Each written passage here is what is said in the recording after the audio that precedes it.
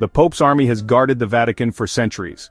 A small but powerful force hidden in plain sight, known officially as the Pontifical Swiss Guard, and sometimes just called the Swiss Army, this group is one of the oldest active military units in the world. Their colorful uniforms are famous, but behind the tradition is a long history of discipline, loyalty, and sacrifice. In this video, we're taking a closer look at 15 facts about the Pope's army, and the surprising role they still play today. Let's get started. Number 15. The Swiss Guard is the smallest army in the world. When you think of an army, you might picture thousands of soldiers lined up in formation. But the Pope's army is a force of only about 135 men, making it officially the smallest standing army on the planet. Despite its size, the Swiss Guard operates with the full structure of a traditional military. There are officers, non-commissioned officers, and enlisted men, each with specific duties and strict protocols. Their main mission is simple but sacred: protect the Pope at all costs. In a world of massive national armies, the Swiss Guard remains a reminder that sometimes loyalty and precision matter more than numbers. Number 14. Every member must be Swiss.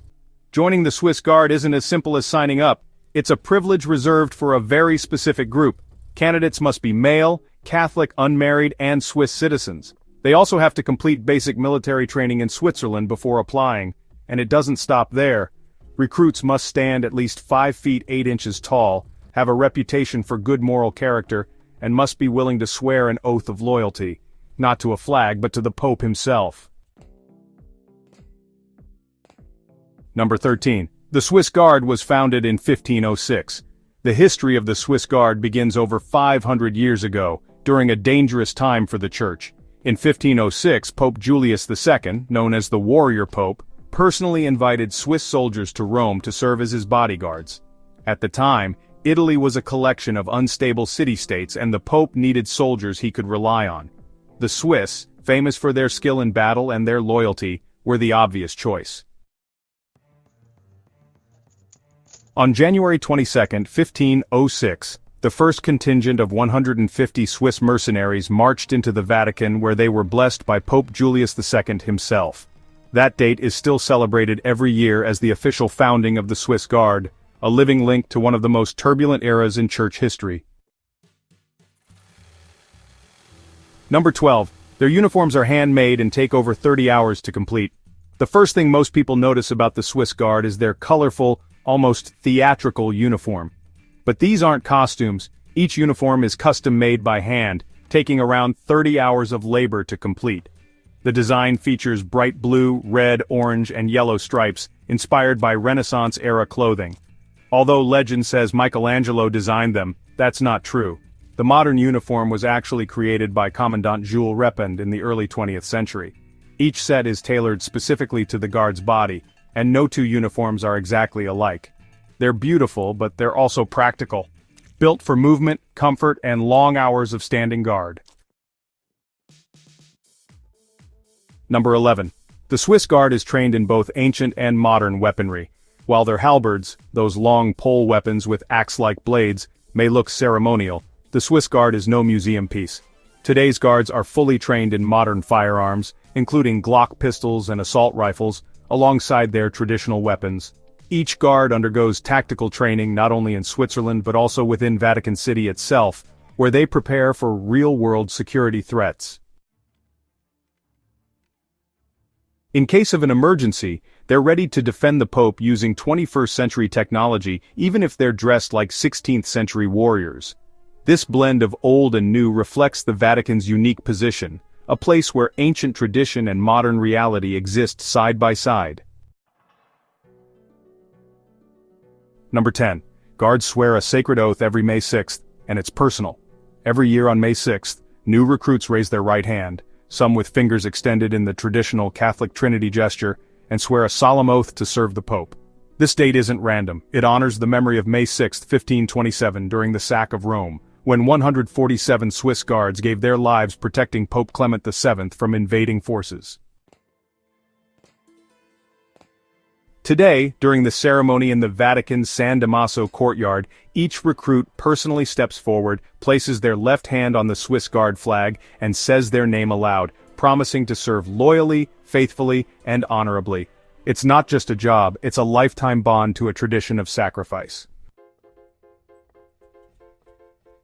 Number 9. They protect more than just the Pope. While the Pope is their primary responsibility, the Swiss Guard's duties extend far beyond standing by his side. They are responsible for guarding the entrances to Vatican City, securing the Apostolic Palace, and monitoring access to sensitive areas like the Pope's private residence. When the Pope travels internationally, Swiss Guards accompany him, coordinating with local security forces to ensure his safety. In daily life, they also manage crowd control during major Vatican events, often blending into the background even as they remain ready to react to any threat. Number 8. The Swiss Guard has its own barracks inside Vatican City. Living quarters for the guards are located right inside the walls of the Vatican, in a set of buildings known as the Swiss Guard Barracks. This keeps them close to their posts at all times, ready to respond instantly if needed. The barracks are simple but historic, reflecting the guards' values of discipline and service. However, the facilities have been criticized in recent years for being cramped and outdated.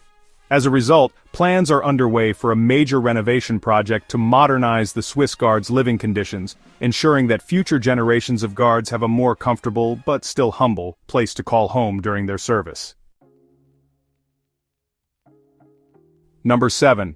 Language and etiquette training are part of the job. When recruits arrive at the Vatican, they quickly learn that protecting the Pope isn't just about physical strength. Guards must master Italian, the working language of the Vatican, along with proper Vatican protocol and formal etiquette. They are often stationed at important entrances, greeting dignitaries, cardinals, and even heads of state, so knowing how to behave respectfully is crucial. Training covers how to address different ranks within the church hierarchy, how to present arms during ceremonies, and how to respond calmly in any situation, from a security breach to a simple tourist asking for directions. In many ways, Swiss Guards are not just soldiers. They are ambassadors of the Vatican's dignity and tradition. Number 6. Only practicing Catholic men can serve. The Swiss Guard isn't just looking for good soldiers. They require men of deep Catholic faith. To qualify, a candidate must be a practicing Roman Catholic, with a life that reflects loyalty to the Church's teachings. This requirement isn't just tradition, it's seen as essential for the role. Guards often attend Mass daily, participate in Vatican religious life, and are expected to view their service not merely as a job but as a spiritual calling. In a world where many military forces separate faith and duty, the Swiss Guard treats them as inseparable. Protecting the Pope, after all, is seen as protecting the faith itself. Number 5. The Swiss Guard has an official motto you won't often hear. Hidden behind all the pageantry is a simple but powerful phrase, Acriter et Fidelite. Translated from Latin, it means fiercely and faithfully. It's a reminder that the guards are not just there to look impressive. They are trained to fight, to protect, and if necessary, to lay down their lives. The motto reflects the core of their mission: unwavering courage, deep loyalty, and absolute readiness to act in defense of the Pope and the Vatican. It's a short phrase, but one that captures 500 years of duty in just 3 words. Number 4. Fitness and appearance standards are strictly enforced. The Swiss Guard may wear ornate uniforms, but underneath, they are in top physical condition. Guards must maintain a strict level of fitness throughout their service. This isn't just for tradition, it's a real security necessity. They train regularly in hand-to-hand combat defensive tactics and weapons handling. Visible tattoos, piercings, or anything that might clash with the Guard's traditional image are strictly forbidden.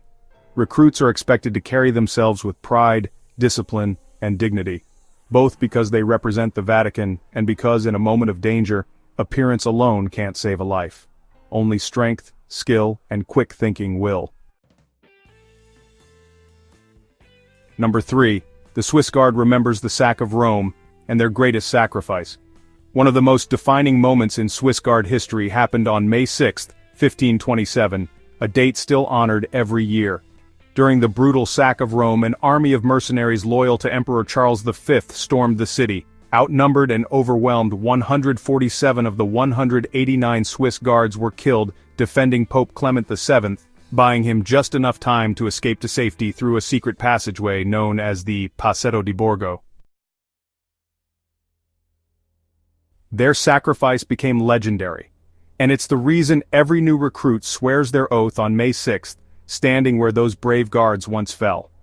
It's a reminder that serving the Pope is not just ceremonial, it has demanded blood, loyalty, and ultimate sacrifice. Number 2. The Swiss Guard's history hasn't always been smooth.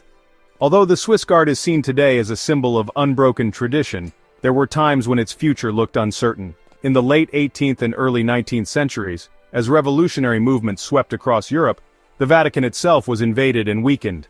For a time, the Guard was disbanded and reformed, struggling to adapt to the changing political landscape.